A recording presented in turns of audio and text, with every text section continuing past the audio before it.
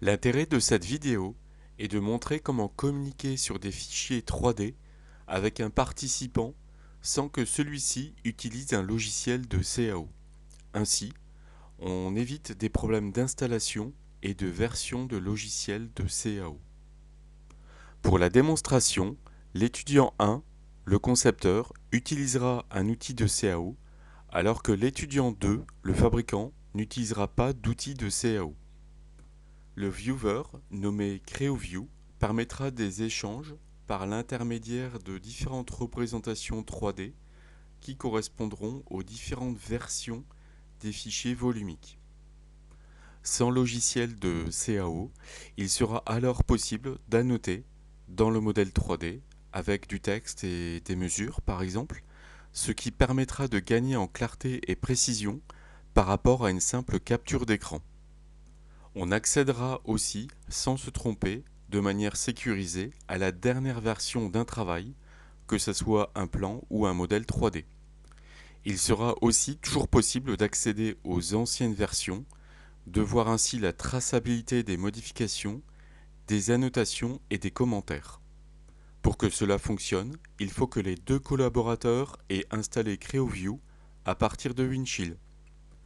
D'autre part, il faut que le fichier CAO, que ce soit un plan ou un modèle 3D d'une pièce ou d'un assemblage, soit intégré de manière personnalisée avec Creo, en version gratuite ou non, pour générer une représentation 3D. Pour installer CreoView, connectez-vous à Windchill avec votre compte, puis en haut à droite, sélectionnez Lien rapide puis Téléchargement, puis enfin Installation de CreoView. Sélectionnez ensuite Installer le client CreoView, puis sélectionnez 64 bits et à partir du fichier exécutable creoview64.exe, suivre les différentes fenêtres jusqu'à la dernière et sélectionner Terminer. Le concepteur, l'étudiant 1, lance Creo paramétrique et se connecte dans un premier temps au projet dans lequel il veut travailler. Et je fais fermer. Pour plus de détails sur cette première phase de connexion, vous pouvez consulter la vidéo sur YouTube Comment connecter Windchill dans Creo. Avec le bouton Nouveau, je tape à l'écran le mot Cal pour le nom de la pièce, je fais OK, puis OK. Un clic gauche sur le plan de face, puis Extrusion. Je vais me mettre à plat à l'écran et avec le bouton Ligne, je vais dessiner une pièce comme ceci. Je vais mettre une valeur ici de 20 mm. Ici, je vais mettre 30 mm.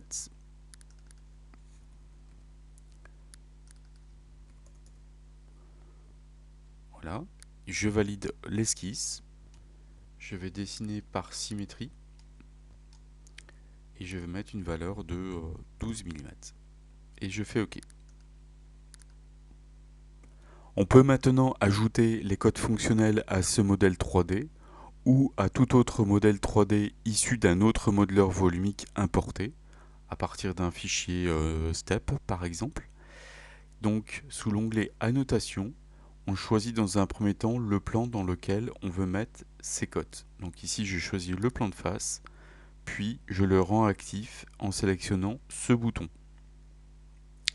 Avec le bouton Fonction d'annotation, puis Cote, je vais pouvoir, avec un clic gauche sur une arête, appuyer avec la molette de la souris pour valider les cotes. Donc un clic gauche et j'appuie avec la molette de la souris, comme ceci. Et je valide encore une fois pour voir apparaître cette fenêtre avec le bouton OK et je valide cette fenêtre.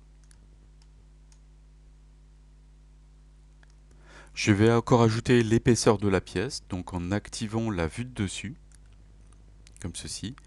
Fonction d'annotation, puis cote. Voilà. Et je valide la fenêtre. Comme les gabarits de mise en plan sont basés sur les orientations face, dessus et gauche, Je vous conseille de les choisir pour mettre les cotes et les annotations, ce qui vous fera gagner un peu de temps. Le concepteur peut maintenant créer sa mise en plan, donc avec le bouton Fichier, Nouveau, donc en choisissant Dessin. On peut garder le même nom de fichier, Cal. J'utilise ici un gabarit, donc je vais choisir un gabarit de telle manière à ce que tout se remplisse automatiquement dès l'intégration sur le serveur. Donc en choisissant par exemple le format A4 pour pièce, donc avec le serveur Winchill, je fais OK et automatiquement j'ai les cotes que j'avais choisis précédemment qui apparaissent dans le plan, donc sur les vues de face et vues de dessus, comme on vient de le voir précédemment. Le concepteur peut maintenant intégrer son travail de mise en plan avec le modèle 3D sur le serveur. Pour cela, sous Fichier, Intégrer, Intégration personnalisée, il faut bien cocher le bouton Modèle et Objets visualisables pour la communication avec un autre participant à distance et n'ayant pas le logiciel Créo. Je fais OK. Et lors de la première intégration, on peut, si l'on veut, donner le dossier où on veut ranger ses fichiers. Donc ici, je choisis le dossier CAO. Je fais OK. On voit ici que cela correspond sous emplacement. Et je fais terminer. Et je fais OK pour supprimer les objets à l'écran. L'étudiant 1 peut vérifier en sélectionnant le bouton I Information à la fois pour son plan ou le modèle 3D qu'une représentation a été créée. Donc sous l'onglet Contenu, on a bien ici une représentation qui a été créée et qui pourra être ouverte par un autre participant sans le logiciel Créo. Pour que le fabricant, l'étudiant 2, accède au fichier de dernière version sans se tromper, le concepteur, l'étudiant 1, peut envoyer la page comme ceci, cocher étudiant 2 sous le rôle de fabricant et écrire un message comme ceci par exemple et faire OK. Le fabricant, l'étudiant 2, reçoit dans sa messagerie un message qui ressemble à ceci et en cliquant sur ce lien, veuillez consulter cette page, accède directement au bon projet et au bon fichier sans perdre de temps. Il accède ainsi à la fois à la mise en plan et au modèle 3D et en faisant un clic droit ouvrir dans puis ouvrir dans CreoView, il va pouvoir ouvrir le modèle 3D en s'identifiant au préalable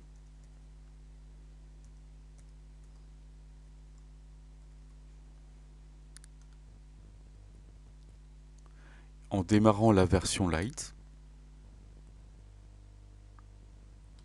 comme ceci.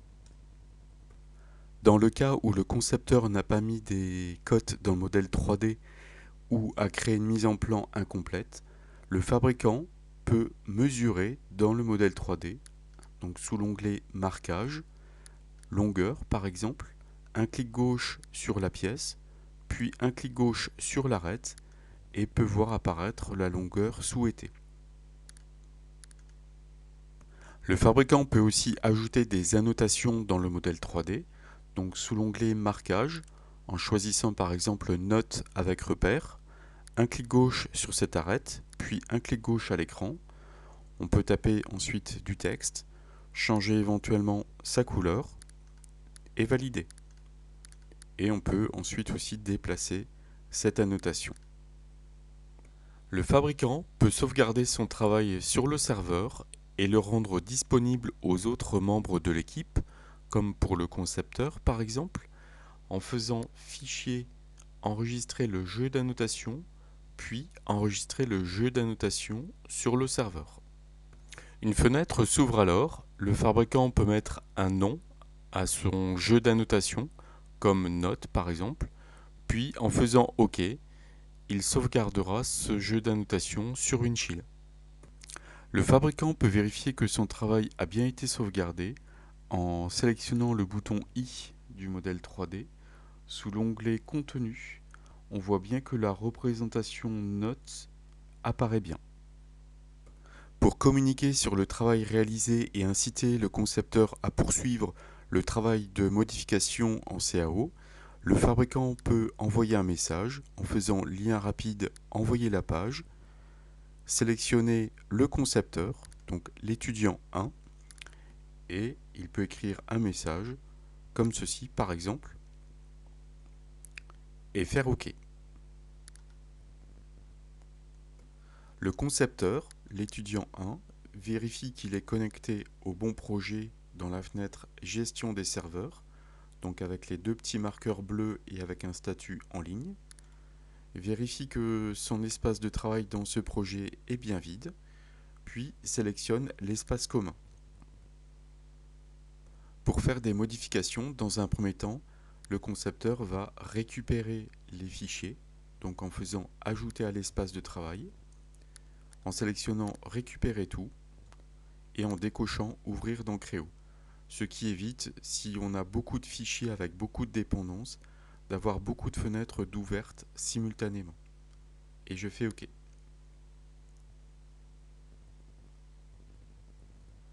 Voilà, donc maintenant dans l'espace de travail, les fichiers sont dans un état récupéré.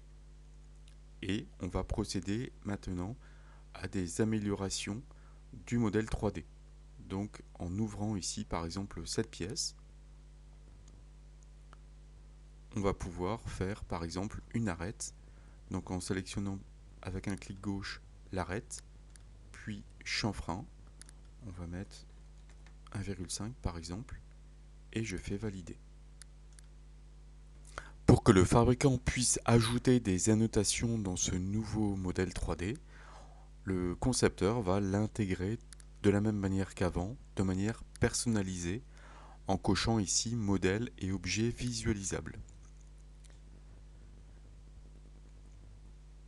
On voit que on ne peut pas à ce stade de la manipulation changer le dossier de destination. On fait terminer.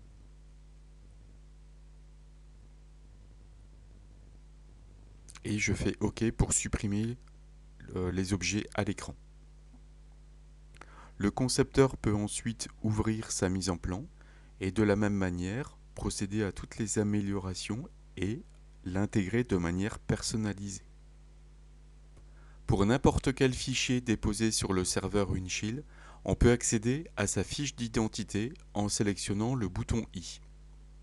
Sous l'onglet Historique, on peut voir l'ensemble des différentes versions correspondant à ce fichier. Et sous l'onglet Contenu, on peut accéder à des annotations dans une représentation 3D.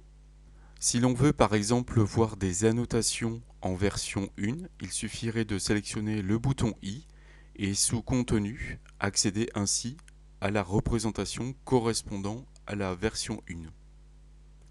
Pour cet exemple de démonstration, pour le modèle 3D nommé cal.prt, si je sélectionne le bouton I, je peux accéder sous Historique à l'ensemble des différentes versions et sous Contenu, je peux par exemple accéder aux annotations 3D pour la version A2 et si je veux revenir à la version A1 et voir les annotations correspondantes, je sélectionne le bouton I et sous Contenu, je peux voir les annotations dans le modèle 3D ici pour la version 1.